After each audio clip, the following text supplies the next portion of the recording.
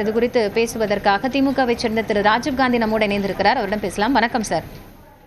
வணக்கங்க. ஒரு டெல்லி அமித்ஷா உடனான சந்திப்பிற்கு பிறகு எழுந்த விமர்சனங்களுக்கு எடப்பாடி பழனிசாமி செய்தியாளர்கள் சந்திப்பில் பதிலளித்திருக்கிறார். ஆனா இது பற்றிய விமர்சனங்களை வைக்கக்கூடிய தகுதி திமுகவிற்கு இல்லை அப்படிங்கிற ஒரு கருத்தையும் முன் வச்சிருக்கிறார். எப்படி பார்க்கறீங்க இந்த சந்திப்பையும் அவருடைய பதிலையும்? அரசியலில் தகுதி திறமை பற்றி பேசுவதற்கெல்லாம் மரியாதைக்குரிய எதிர்கட்சி தலைவர் எடப்பாடி பழனிசாமிக்கு ஒரு துளியும் தார்மீக உரிமை இல்லை என்றால், இன்று அரசியலில் அவர் ஏதோ உயர்ந்த இடத்தை அடைந்து விட்டார் என்பதற்காக தனக்கு எல்லாம் தெரியும் என்கிற மேதாவித்தனத்தில் அவர் பேசிக் கொண்டிருப்பதாக எண்ணுகிறோம். யார் காலை பிடித்தார், எப்படி காலை வாரினார், யாரெல்லாம் அவர் கவுத்தி அரசியல் கொண்டார் என்பது நாடறிந்த உண்மை. அது நாட்டு மக்களுக்கு தெரியும். நேற்று மரியாதைக்கு உள்துறை அமைச்சர் அமித்ஷா அவர்களை எடப்பாடி பழனிசாமி சந்தித்த பின்பு அவர் வெளிவந்து முகத்தை மூடிக்கொண்டு வந்தவுடன் ஒட்டுமொத்த ஊடகங்களும் சமூக ஊடகங்களும் கேள்வி எழுப்பியது, ஏன் அப்படி வர வேண்டும் என்று. ஒருவேளை அவர் நெஞ்சை நிமிட்டி கொண்டு வந்திருந்தால் யார் கேள்வி வைக்கப் போகிறார்கள்?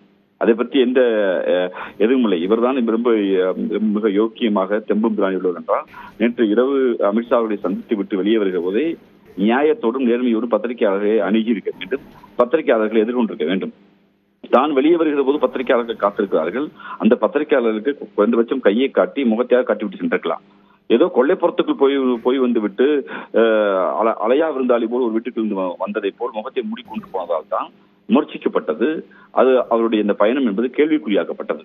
அதைத்தான் மாண்புமிகு முதலமைச்சர் எங்களுடைய தலைவர் அவர்கள் அந்த பயணத்தை விமர்சனம் செய்தார். நாங்கள் எப்போதும் சொல்கிறோம், பாஜகவை இங்கு வளர்த்து விட்டது. பாஜகவுடைய அந்த தமிழ்நாடு விரோத, தமிழர் விரோத, தமிழ் விரோத கொள்கையை தமிழ்நாட்டுக்குள் கொண்டு வந்து தன் கட்சி பதவிக்காக தான் அதிமுகவுடைய தலைவராக வேண்டும் என்கிற ஒரே எண்ணத்திற்காக தமிழ்நாட்டை அடகு வைத்தவர் எடப்பாடி பழனிசாமி தான். இன்று வரை நிதி கொடுக்க மறுக்கிறது பாஜக. இன்று வரை ஹிந்தி என்கிற அந்த மொழியை கொண்டு வந்து தமிழ் மீது திணிக்க பார்க்கிறது. இன்று வரை மாநில உரிமையை கை வைக்கிறது. மாநில அரசு அதிமுக உள்ளிட்ட எதிர்கட்சிகள் ஆதரவோடு நிறைவேற்றப்பட்ட பல சட்டங்களையும் இதே பாஜக அரசு, மோடி அரசாங்கம் தடுத்து வைத்திருக்கிறது. இதுக்கு என்றாவது அவர் குரல் கொடுத்திருக்கிறாரா? அவர் கேட்டா சொல்லுகிறார், இப்போது மோடி அவர்களுக்கு வெள்ளை கொடி காட்டுகிறார்கள் திமுகவுடன் என்று ஒரு பச்சை பை சொல்கிறார். எதிர்கட்சியாக இருக்கிற போது, வாய்ப்பு கிடைக்கிற போது, இந்த நாட்டுடைய பிரதம அமைச்சர் வருகிற போது ஒரு எதிர்கட்சியாக அந்த அரசியலை மிக தெளிவாக மக்கள் மன்றத்தில் ஆளுங்கட்சியும் பாஜகவும் துரோகம் செய்கிறது என்பதை அம்பலப்படுத்தினோம். நீங்க தான் ரொம்ப யோக்கியமான என்பதும் நேர்மையான ஆலோசனை. இன்னைக்கும் காரணங்கள் அப்படியேதான் இருக்கு. நீங்க கருப்புடி காமிச்சிருக்கலாமே, இல்ல நீங்க கோரிக்கை வச்சிருக்கலாமே. ஏதாவது ஒரு கண்டன ஆர்ப்பாட்டம், ஒரு கோரிக்கை தன் கட்சி பதவிக்காகவும் தன்னுடைய கட்சியுடைய பெயரில் பேரறிஞர் அண்ணாவின் பெயரை வைத்துக் கொண்டு கட்சிக்கு முதலாளியா ஓனரா அமித்ஷாவை மாத்திட்டு எல்லாத்துக்கும் அமித்ஷாட்ட ஒப்புதல் வாங்குற பெருமரியாதைக்குரிய எடப்பாடி பழனிசாமி அவர்கள் தமிழ்நாட்டுக்கு நிதியை கொடுங்கள், எங்கள் மாநிலத்தை வஞ்சிக்காதுன்னு கேட்டிருக்கலாமே. அது குறித்தெல்லாம் பேசுவதற்கு எந்த யோக்கியதையும் இல்லை அவருக்கு. அவர் நீ கேட்டா மரியாதைக்கு என்ன செந்தில் பாலாஜி அவர்களை பற்றி அவர் பேசுகிறார். நீங்க கடந்த காலத்துல சின்னம்மா என்று மரியாதைக்கு சசிகலா அவர்கள் காலை பிடித்துதான் இந்த பதவிக்கு வந்தீங்க. அதான் டிடிவி கேட்கிறாரு, கூவத்தூர் என்ன நடந்தது என்று உலகம் அறியும். ஒரு மனிதரை குறை சொல்வதற்கு முன்பு தன் பின்னால் இருக்கக்கூடிய முதுகு பின்னால் அழுக்குகளையும் பழனிசாமி அவர்கள் எட்டி பார்க்க வேண்டும் என்பதுதான் எங்களுடைய நியாயமான வேண்டுகோள். நன்றி திரு ராஜீவ்காந்தி, இணைப்பிலிருந்து உங்களுடைய கருத்துக்களை பகிர்ந்து கொண்டமைக்காக. அப்படிப்பட்ட நிலைமைக்கு இன்னைக்கு அரசியல் போய்விட்டது. இனிமேல் நான் பொதுச் செயலாளர் ரெஸ்ட் ரூம் போனா பத்திரிகையில் உடனே இந்த ரெஸ்ட் ரூம் போறேன்னு சொல்லிட்டு போக வேண்டிய நிலைமைக்கு இன்னைக்கு ஒரு சூழ்நிலை ஏற்பட்டு அச்சத்தின் அடிப்படையில் சொல்றேன். இதுல என்ன இருக்குது? நீ ஏன் இவ்வளவு பெருசு பண்ணி இத முதலமைச்சர் இதில் பேசுறார், எங்க கூட்டத்தில் பேசுறார், கரூர் கூட்டத்தில் பேசுறார். எடப்பாடி பழனிசாமி முகத்தை மறைத்துக் கொண்டு வெளியிலே செல்வதற்கு என்ன காரணம்? நான் தான் பகிரங்கமாக உள்ள போனேன்ல, செய்தியை வெளியிட்டு விட்டு மாண்பு உள்துறை அமைச்சரை இந்த நேரத்தில் இந்த தேதியில் போய் பார்க்கிறேன் என்று செய்தி வெளியிட்டு எல்லா ஊடகத்திலையும் அந்த காட்சி வந்தது. நான் காரில் போற காட்சி வந்தது சொல்லிட்டு தானே போனேன். ஒரு முதலமைச்சர் எதை பேசுவது என்று தெரியாம பேசுகின்ற முதலமைச்சர், அதனாலதான் பொம்மை முதலமைச்சர் சொல்லிட்டு இருக்கிறேன். எதை எதையும் பேச முடியாது, சரக்கு இல்ல. எங்கள் மீது எந்த குற்றச்சாட்டும் சொல்வதற்கு அவரிடத்தில் எந்த ஒரு ஆதாரமும் இல்லை. நாங்க அப்படி நடக்கவும் இல்லை. எங்களுடைய ஆட்சியில் சிறப்பான ஆட்சி கொடுத்தார். அதனால அந்த ஆட்சியில் எந்த குற்றமுறையும் கண்டுபிடிக்க முடியல. அது மாதிரி அதை விட்டு இப்படி சிறுபிள்ளைத்தனமாக இப்படிப்பட்ட இந்த காட்சியை வைத்துக் கொண்டு பேசுவது ஒரு முதலமைச்சருக்கு அழகல்ல. அது மட்டுமல்ல, அதே கரூர்ல 30 விழா நடந்த பொதுக்கூட்டில் அவர் கலந்துக்கிறார். அங்க என்ன பேசுறாரு? திரு செந்தில் பாலாஜி அவர்கள் ரோடு போட்டா ரோடு போட்டுருங்கிறார். இப்போ அதே செந்தில் பாலாஜி அதே கரூர்ல எப்படி பேசினார் என்பதை இந்த நாட்டு மக்கள் பத்திரிகையின் வாயிலாக, ஊடகத்தின் வாயிலாக தெரிந்து கொள்ள வேண்டும். அவரை பத்தி சொல்ல வேண்டிய அவசியமே இல்லை. ஏற்கனவே 15 முறை அமைச்சரவை மாத்தினப்போ இவரை மட்டும் என்னடா ஒரு முக்கியத்துவமான அமைச்சராக இருந்தார். சசிகலாவுக்கு நெருக்கமாக, அதைவிட இளவரசுக்கு மிக மிக நெருக்கமாக இருந்தவர் செந்தில் பாலாஜி. அந்த செந்தில் பாலாஜி அமைச்சரவை 15 முறை ஏற்கனவே மாத்தி அமைச்சாங்க. அப்பெல்லாம் அவரை மாத்தல, சீனியர் அமைச்சர்லாம் மாத்தினாங்க. ஆனா இந்த ஜூனியர் அமைச்சரை மாத்திரம் மாத்தல. இடையில அந்த அம்மா ஜெயிலுக்கு போனப்போ யார முதலமைச்சராக தேர்ந்தெடுக்கலாம்னு சொல்றப்போ அந்த பட்டியலில் இவர் இருந்தாருங்க. இவர் கெட்ட கேடு செந்தில் பாலாஜி பேர் இருந்துச்சுங்க. அப்போ ஆக இன்னைக்கு பாத்தீங்கன்னா அவரு மட்டும் இல்ல, ஒட்டுமொத்தமாக பாலாஜியினுடைய தம்பி இந்த கரூர் மாவட்டத்தை தன்னுடைய கட்டுப்பாட்டில் வச்சிருக்கிறாரு. கட்டுப்பாடுனா கொள்ளையடிக்கிறதுல, ஊழல் செய்யறதுல, லஞ்சம் வாங்குறதுல, அந்த கட்டுப்பாட்டில் வச்சிருக்கிறார். ஆள் கடத்தல், நில அபகரிப்பு புகார்கள் எல்லாம் இன்னைக்கு நீதிமன்றத்தில் இருக்கு. அதே மாதிரி பேருந்துகளுக்காக ஒரு கருவி வாங்கினாங்க, டிக்கெட் கொடுக்கறதுக்கு ஒரு கருவி, ஜிஎஸ்பி கருவி. அந்த கருவியில ஊழல் நடந்திருக்குன்னு சட்டமன்றத்தில் நான் தான் ஆதாரத்துடன் எடுத்து பேசினேன். இது வரைக்கும் முறையான மறுப்பு கிடையாது. அது மட்டும் இல்ல, பொறியியல் படிச்சுக்கிட்டு இருந்த ஒரு இளைஞன் கோகுல் என்பவரை கடத்தி அவனை கொலை மிரட்டல் செஞ்சு அவனுடைய சொத்துக்களை எல்லாம் பறிமுதல் செஞ்சு அவன் அதற்கு பிறகு அந்த குடும்பத்தை சார்ந்தவர்கள் நீதிமன்றத்துக்கு போய் அந்த பிரச்சனை இப்ப நீதிமன்றத்தில் இருக்கு. இப்ப எங்க இருக்காருன்னு தெரியல.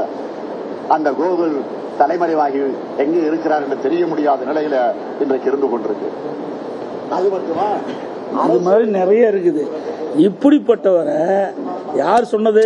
இன்றைய முதலமைச்சர் அன்றைய தினம் திரு செந்தில் பாலாஜி அவர்கள் அவர் அமைச்சராக இருந்த பொழுது, அவர் எதிர்க்கட்சியில் திராவிட முன்னேற்ற கழக தலைவர் திரு ஸ்டாலின் இருந்த பொழுது சொன்ன கருத்து. இப்ப அதுக்குள்ளேயே புனிதமாயிட்டாரா? இப்ப எத்தனை வழக்கு அவர் மீது, எவ்வளவு பிரச்சனை? அவரே ஊழல்வாதின்னு சொன்ன பிறகு அந்த ஊழல்வாதிக்கு இவர் எப்படி அமைச்சர் கொடுத்தாரு? நாம சொல்லல, ஸ்டாலின் அவர்கள் சொன்ன கருத்து நீங்க எல்லா பத்திரிகைகள் வந்து ஊடகத்தில் வந்திருக்கு. நினைவூட்டத்தான் இதை நான் கொண்டாடுறேன். ஒரு முதலமைச்சர் அவரே எதிர்கட்சியில் இருக்கும்போது ஊழல்வாதி என்று சொன்னவரை இவர் எப்படி அமைச்சரவையில் அமைச்சராக கொடுத்து சிறந்த இலாக்கா கொடுத்திருக்கார், பெரிய இலாக்கா கொடுத்தார். மின்சாரத்துறை கொடுத்தார், ஆயத்துறை கொடுத்தார். ஏன் அந்த கட்சியில் வேற ஆளே இல்லையா? மூத்த தலைவர்களே இல்லையா? கொடுப்பதை கொடுத்து பெறுவதை பெற்றார் திரு செந்தில் பாலாஜி. அது மட்டுமல்ல, இப்படிப்பட்டவர்களையும் எங்களை விமர்சனம் பண்ணுவதற்கு எந்த தகுதியும் கிடையாது, அருகதையும் கிடையாது. ரகுபதி சொல்றார், விசுவாசம் பத்தி சொல்றார். விசுவாசம் என்றால் என்ன விலை என்று கேட்கின்ற ரகுபதி அவர்களே, நீங்க எந்த இடத்துல இருந்து பேசுறீங்க? பொன்மனச்செம்மல் புரட்சி தலைவர் எம்ஜிஆர் அண்ணா திமுகவை தோற்றுவித்த பொழுது தீய சக்தி திமுகவை விரட்ட வேண்டும் என்றுதான் அந்த கட்சியை துவக்கினார்.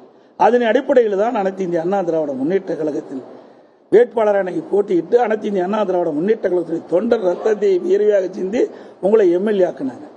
பிறகு மாண்புமிகு புரட்சி தலைவி அம்மார்கள் உங்களை அமைச்சராக்கி இந்த நாட்டிற்கு அடையாளம் காட்டப்பட்டார்.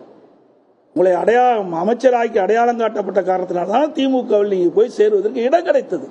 அதை அந்த நன்றியை மறந்து எங்கள் அனைத்து இந்திய அண்ணா திராவிட முன்னேற்ற கழகத்தை விமர்சனம் எந்த அருகதையும் ரகுபதிக்கு கிடையாது.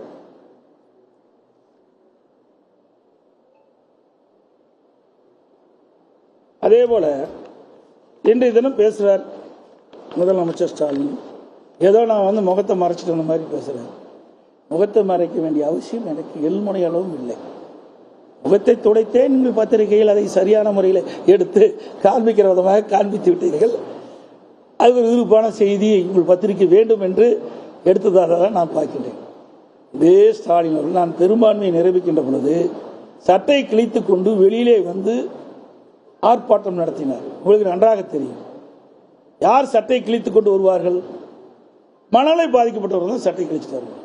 அப்படிப்பட்ட நிலையில் வந்தவர் என்னை பற்றி பேசுவதற்கு எந்த வித தார்மீகமும் கிடையாது. அதோட பத்திரிகையாளர்களை ஊடக நண்பர்களை நான் கேட்டுக்கொள்வேன். எல்லாம் அதிமுகவில் நான் இரும்புனா விவாதம் மேட, தும்புனா விவாதம் மேட, அது ஒரு ஆக்கியப்பட்டு வச்சு பேசிட்டு இருக்கிறீங்க. ஆளுங்கட்சியா இருக்கு போல, முதலமைச்சா இருக்கு போல தான் பேசுறீங்க. எனக்கு எதிர்கட்சியா இருக்கு. சுமார் 8 ஆண்டு காலம் என்னை பற்றிய இந்த ஊடகத்திலையும் பத்திரிகைகளும் நீங்க விவாத மேடையில் வச்சும் பத்திரிகைகளையும் ஒளிபரப்பையும் பண்ணிட்டு இருக்கிறீங்க. அதுக்கு நான் நன்றி தெரிவிச்சுக்கிறேன். ஏன்னா எல்லாத்துக்கும் என்னை அடையாளம் காட்டிட்டு பரவாயில்ல, நன்றி. ஆனால் எவ்வளவு பெரிய பிரச்சனை நடந்திருக்கு. கிட்னி முறைகேடு நடந்திருக்கு. வறுமையை மையமாக பண்ணினோம், மையமாக வைத்து, வறுமையை மையமாக வைத்து கிட்னியை முறைகேடாக திருடப்பட்டதாக செய்திகள் வெளிவந்து, பத்திரிகை ஊடகத்தில் வெளிவந்து, இந்த அரசாங்கமே அது ஒரு குழு அமைத்து அதை சோதனை நடத்தி நடந்தது உண்மை என்று வெளியிட்டிருக்காங்க. அது யார் நடந்தது? திமுக சட்டமன்ற உறுப்பினருடைய மருத்துவமனையில் நடந்ததாகத்தான் இந்த பத்திரிகையிலையும் ஊடகத்திலையும் வந்திருக்குது. அதில் அந்த உறுப்பு மாற்று அறுவை சிகிச்சை செய்யறதை அனுமதி மட்டும் ரத்து பண்ணிருக்காங்க. அதற்கு மேல் முறைகேடு நடந்ததற்கு எந்த நடவடிக்கை எடுக்கப்படவில்லை. ஆளுங்கட்சியை சேர்ந்த சட்டமன்ற உறுப்பினர் மருத்துவமனை என்ற ஒரே காரணத்திற்காக திராவிட முன்னேற்ற கழக அரசு, ஸ்டாலின் மாநில அரசு அந்த நிறுவனத்தின் மீது, அந்த மருத்துவமனை எந்தவித நடவடிக்கை எடுக்கவில்லை. அவர்கள் மீது நடவடிக்கை எடுக்கிறது. இது எவ்வளவு பெரிய மோசடி. அதே போல நாமக்கல் மாவட்டம் பள்ளிப்பாளையத்தில் பத்திரிகையில் ஊடகத்தில் வந்த செய்தி, ஒரு பெண்மணி தன் வறுமையின் காரணமாக தன்னுடைய கெட்டிய சில பேர் ஆசை காட்டி, பணத்தை ஆசை காட்டி வறுமை மையமாக வைத்து அவர்கள் அதை கிட்னியை எடுக்க முயற்சிக்கின்ற பொழுது கிட்னிக்கு பதிலாக கல்லீரல் எடுத்திருக்கிறார். அதையும் அந்த பெண்மணி ஊடகத்தின் வாயிலாக பத்திரிகை வெளிப்படுத்தினாங்க. ஏதோ வழக்கு போடுகின்ற இந்த அரசாங்கம் இது ஏன் வழக்கு பதிவு செய்து உரிய நடவடிக்கை எடுக்கல? இது எவ்வளவு பெரிய நாட்டிற்கு ஒரு கேடு. இதெல்லாம் சாதாரண விஷயமாக எடுத்துக்கொள்ள முடியாது.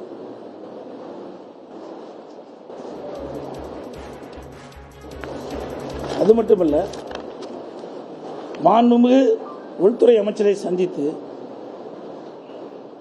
இன்றைக்கு தேசத்திற்காக பாடுபட்டவர், தேசத்துக்காக உழைத்தவர், அப்படிப்பட்ட அவர்களுக்கு மரியாதை செலுத்த வேண்டும் என்ற அடிப்படையில்